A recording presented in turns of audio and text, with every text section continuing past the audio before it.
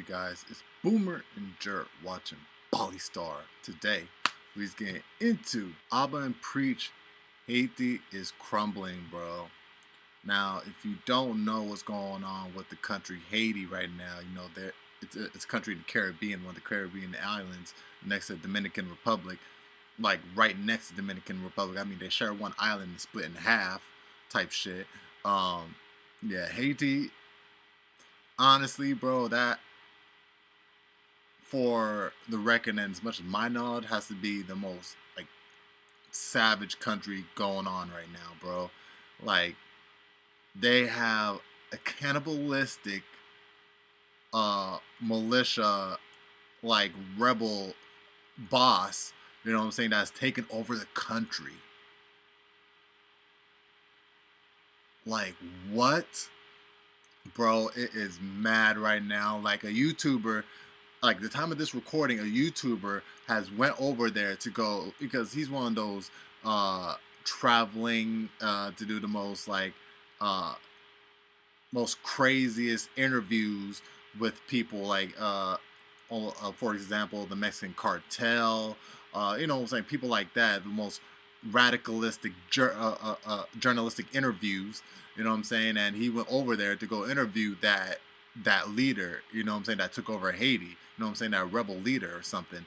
um and yeah, did not turn out in the best way could possible because he ended up getting kidnapped and held for ransom for I think 600 bands.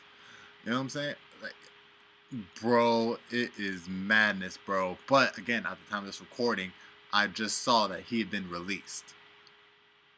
You feel me? But just the fact that happened, I mean, this dude goes to the most like radicalistic people to interview. Anybody that could do that.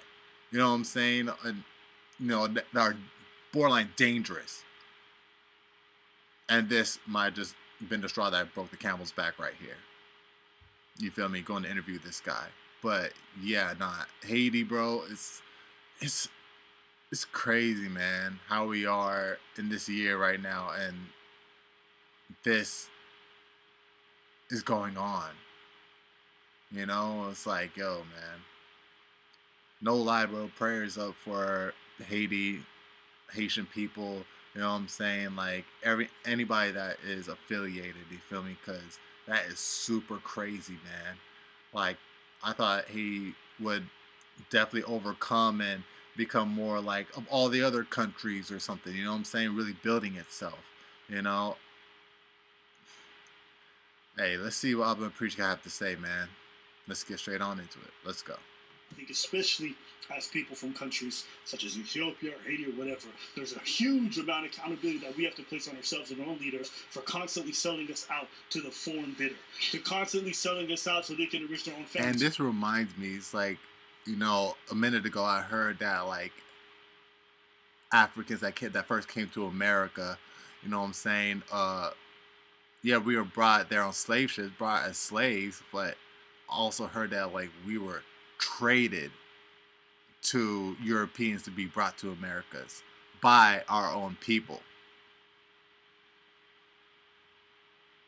And I think it's sort of like on some Australian shit to where it's like, you know, the people that were in jail in Europe were sent to Australia. So those were people that were like, you know, troublemakers in Europe and stuff. So I think troublemakers that were in Africa became sold as slaves to Europeans to be brought to America. You know what I'm saying? Though, like, no, those were like African people that were not like of the most upstanding citizens. You know what I'm saying? Those are just like troublemakers and people that were in jail. You know what I'm saying? Like, not the best kind of people in Africa that were sold to Europeans. You know what I'm saying? So it's like, I don't know, man. It's crazy. It's all crazy. You feel me? That's the system that's in place. But it's like, what can you say to that, bro? You know, this kind of reminds me of that. Like, sold by our own people still, though. But yeah. I don't know, man. It's like a system, you know. And again, what's to say about that? constantly selling us out to the foreign bidder. They're constantly selling us out so they can enrich their own families. Because here's the thing: people will say outside influence, this or that. But then if you look at the top families from all these countries, they are billionaires. Tell me how in a country as poor as Haiti, you got 3 to 4 families that are in the billions of dollars in terms of income. It's because they sell out their own people. Another day in Port-au-Prince, a lull in the fighting. I also heard during that time when slavery was abolished, man, Africa, like people in Africa, I think mostly the African government or people that like, made money from selling people to Europeans, the Africans that made money from selling their own kind to Europeans, they were mad that like slavery was abolished because it's like that was their business. You know what I'm saying? They started to make a profit out of selling people to become slaves. And the cars are back on the streets. Another day and another body on the side of the road. People in Africa were mad that slavery was abolished. The people that sold people. Currently going through severe forms of civil unrest. The standing prime minister has just resigned at the behest of gang demands, demanding that he step down, that there would be, quote-unquote, a genocide in the streets. According to one of the gang leaders, who goes by the code name Barbecue. Barbecue. You have to say it properly. Barbecue. The name is not Barbecue. Barbecue. So that's what's going on right now. The country's very chaotic. The airports have been attacked. As a result, there's no flights going in and out of Port-au-Prince. Recently, there was a break into the jail. A lot of people were let out by the gangs who attacked. Essentially, most of the capital itself is overrun by gangs, and that is the current situation. So people wanted to ask us our thoughts on this matter. This man was shot. His family covered him and left. Burials are expensive. Another street, 2 more bodies. A man and a woman shot as they rode a motorcycle. Nobody knows why any of these murders are happening. We see the dead every day. This city is burning and there seems to be no end, no solution, perhaps even no hope. Neighbourhood after neighbourhood is barricaded off. Some are gang territories. I know they built the Trump 40-foot wall to separate Haiti from the DR. Through the barricades, we were given permission to enter a place called Salino. This community of about 10,000 people has been attacked by 2 It's crazy because these are like one of the first people that were sold as slaves to fight off like their slave masters. You know what I'm saying? They took over from their slave masters. The Haitian people, bro. It's like, it's crazy. And then like it turns into this. I know the ancestors looking down like, bro, we fought to get this country. Gangs for a year. They want to take it over. At least 80% of Port-au-Prince has fallen to the gangs, but not here. We beat our slave masters to get this Salino country. Is protected by armed vigilantes and off-duty policemen who live here and fight together. And it really makes you think. It's like, you think, and it's crazy to say, but I can't help but think it. Like, do you think it might have been better off if, the tides had shifted, if Haitian people that were sold as slaves did not win to gain that country?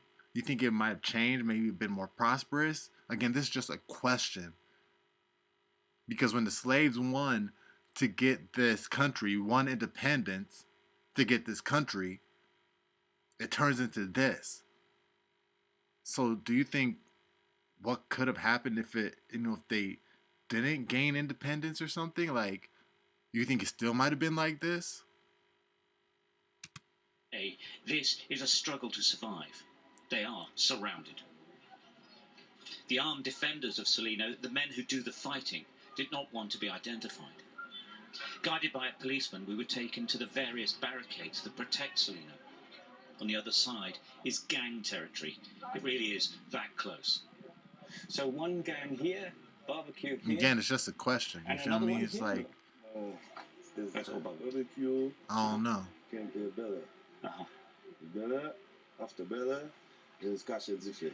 Cachet du Fait, et puis Iso, Village de Dieu. All gangs. But not here.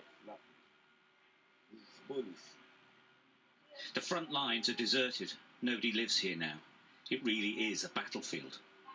Homes burnt out by the gangs have been taken back, but they're uninhabitable. This place is in a constant battle. Crazy. You gotta wear that to walk around, bro. If they do, if the vigilantes and the police fail to keep a hold of it, then pretty much the whole of Port-au-Prince will belong to the gangs. The atmosphere is really different to other places. It's quiet, but that's because obviously the vigilantes are here. We've just seen police patrolling, but it is constant gun battles here. It's so funny because when you're in a city like that and it's quiet, that's how you know it's dangerous. Yeah. I remember when we had our little issue over there and we were driving back, it was quiet. Even though the whole country was shut down, the roads were dead. You mean when we were in the city?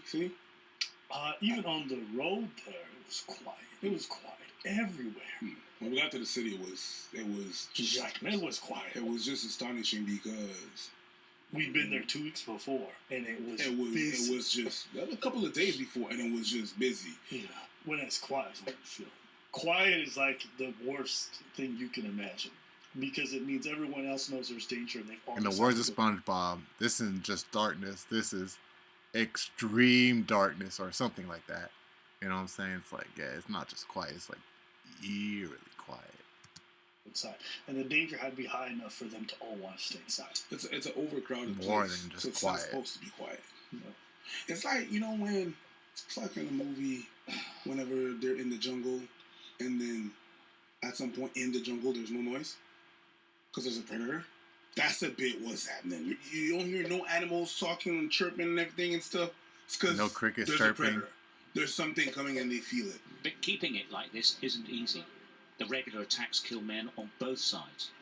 It's a turf war, and the vigilantes are holding on. They believe they will win, or rather, they hope they will. Ce sont les citoyens du quartier, accompagnés de la police nationale en général. It's us citizens, along with the police officers, who are controlling this area. Without them, we wouldn't have what you see here in Salino. And we continue to fight tooth and nail, night and day, to protect the area. When the roads of Port-au-Prince go quiet, you know it's dangerous. This is the main road to the international airport. It's the only place guarded by the military, but it's completely closed. The overwhelming sense you get is of a capital city not only cut off from the rest of the country, but cut off from the rest of the world. I don't have a lot of thoughts. I mean, I have just a regular thoughts that what's going on there is bad. There's numerous reasons why it's happening. I can blame a couple of countries. I can blame the U.S. I can blame a bunch of things. The problem is, I know what's going on in general, right? I don't know the technicalities of the things. I know who has power and that Haiti has not been able to have power to govern itself without outside countries having their ends and always playing with the politics or playing with the country or the just like when I talk about the U.S. and talk about things that happened when in 2015 and in 1915 they went inside, took with a bunch of rangers, they took the gold reserve of Haiti. Because they want to be, they wanted it to be safe, and they brought it back to the U.S. We haven't seen it ever since. A couple of years after that, about I think in 23, they occupied it, and then there was other occupations and stuff like that that happened throughout the history since we kicked the ass of the French people. Anyways, that's the big picture of it. But I know there's much more intricate stories about power. That's going on in this country, so it's hard for me to tell exactly what's going on or give you any kind of info on what's going on. Even if you research a lot of those things, some of the information that is out there is based on a lot of gossip, a lot of he say, she say, a lot of things that are being heard, and so we don't know. I know little, but I know as much to say that this situation is very intricate, so I can't really tell you how exactly we got that way and all the who's exactly involved. I know there's a couple of people at fault, but I don't know. There's so much gossip out there. So, it's unfortunate that this is happening. My family is not from that area, but it is affecting where they're from. And, I can't sum up the situation. So there's an area in Haiti. I know it's bad, and I wish all those countries didn't try to go in there and fuck it up. So, well, what part do Haitians play in their own downfall? What Haitian play in their own downfall?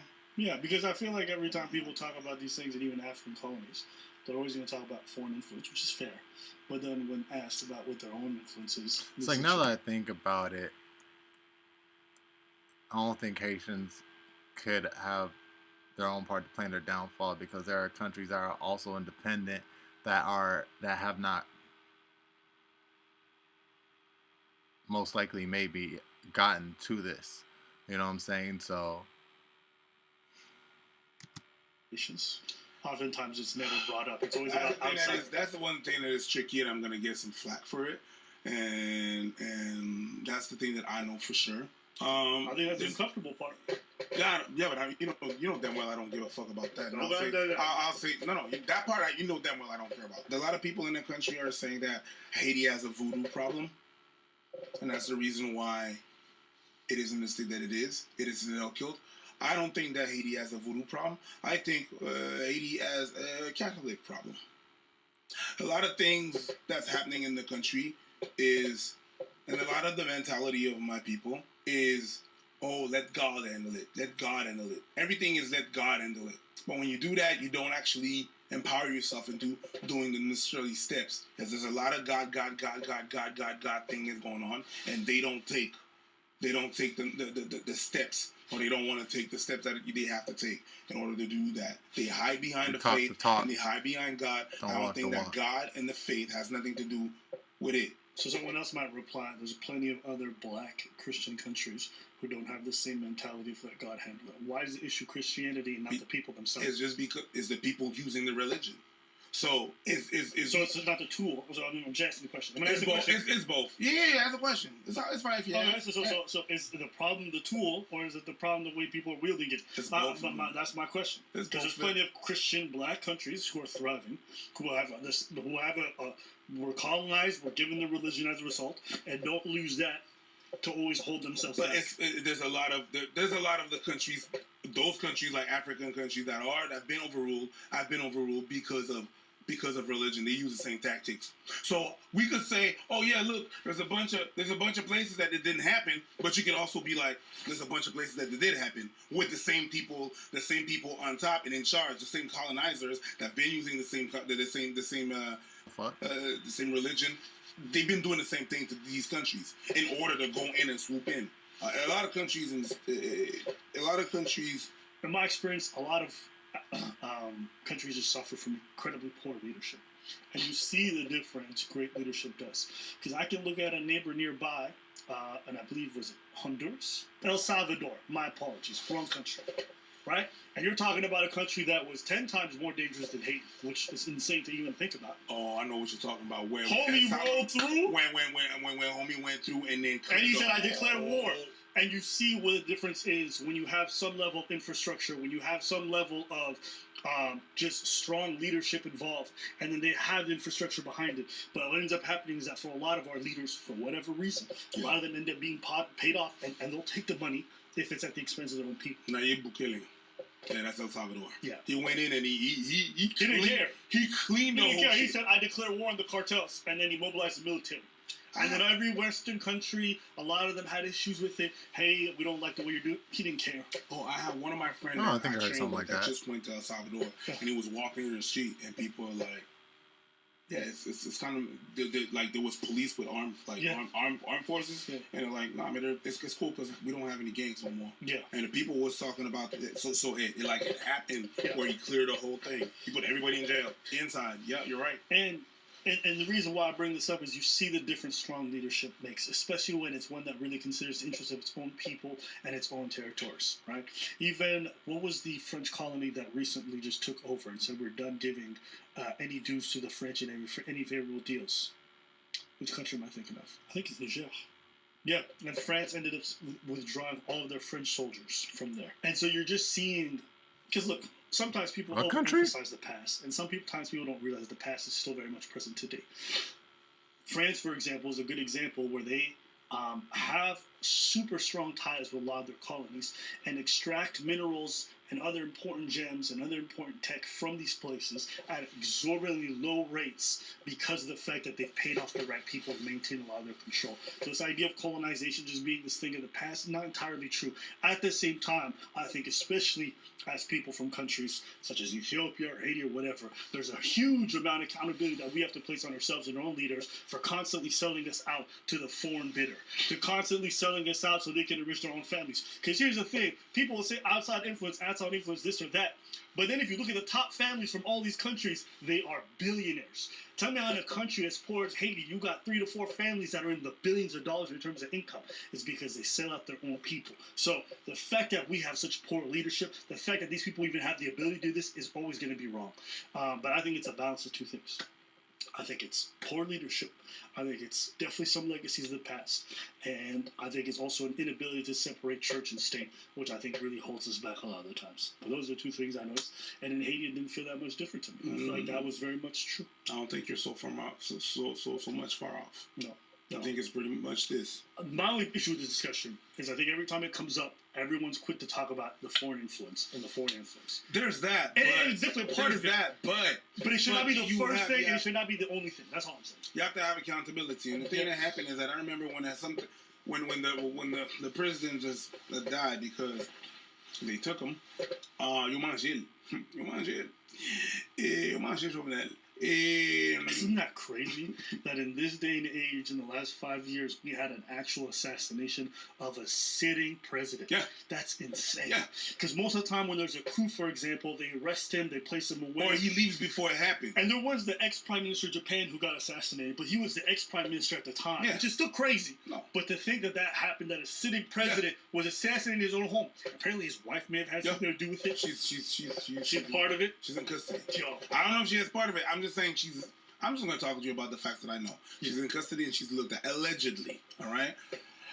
What was I saying? One last thing I want to bring up. I remember. Barbecue doesn't have his name because he eats people or whatever. He got it because his dad, who was pretty well known in the area, had barbecues all the time. So him being his son ended up getting the name. That's it. I know a lot of people are spreading fake news about this gang leader eating people or whatever. That's not true.